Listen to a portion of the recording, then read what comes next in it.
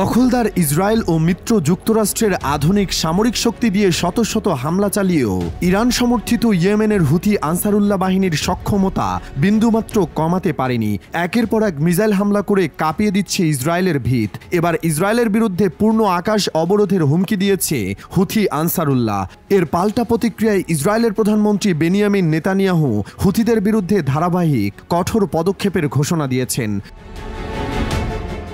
রবিবার এক বিবৃতিতে হুথিদের সামরিক মুখপাত্র ইয়াহিয়া সারি বলেন, গাজার বিরুদ্ধে ইসরায়েলের আগ্রাসন অব্যাহত থাকলে বেন গুরিয়ন বিমানবন্দর সহ অন্যান্য বিমানবন্দর আমাদের হামলার লক্ষ্যবস্তুতে পরিণত হবে। একই সঙ্গে তিনি আন্তর্জাতিক বিমান সংস্থাগুলোকে ইসরায়েলগামী সব ফ্লাইট বাতিলের আহ্বান জানান, যাতে সাধারণ যাত্রী ও কর্মীদের নিরাপত্তা নিশ্চিত করা যায়।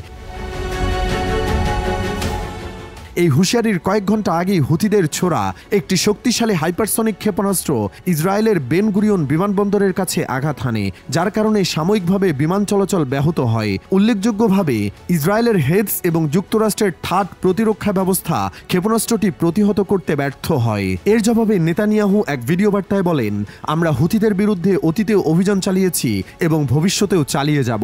এটি একবারের প্রতিক্রিয়া নয়, এটা ধারাবাহিক প্রতিরোধ। তিনি ইরানকে এই হামলার জন্য দায়ী করে হুঁশিয়ারি দেন, যদি প্রয়োজন হয় সময় মতো তাদেরও উপযুক্ত জবাব দেওয়া হবে। এদিকে উত্তেজনার মধ্যেই রবিবার সন্ধ্যায় যুক্তরাষ্ট্র ইয়েমেনের বিভিন্ন স্থানে বিমান হামলা চালিয়েছে। টার্গেট ছিল রাজধানী সানার দক্ষিণে আল সাওয়াদ এলাকা, হোদেইদা প্রদেশের কামরান দ্বীপ এবং রাস ইসা বন্দর।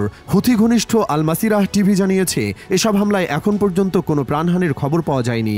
এ ঘটনার মাধ্যমে মধ্যপ্রাচ্যের উত্তেজনা আরও তীব্র আকার ধারণ করেছে, যা আন্তর্জাতিক রাজনীতিতে নতুন করে উদ্বেগ সৃষ্টি করেছে।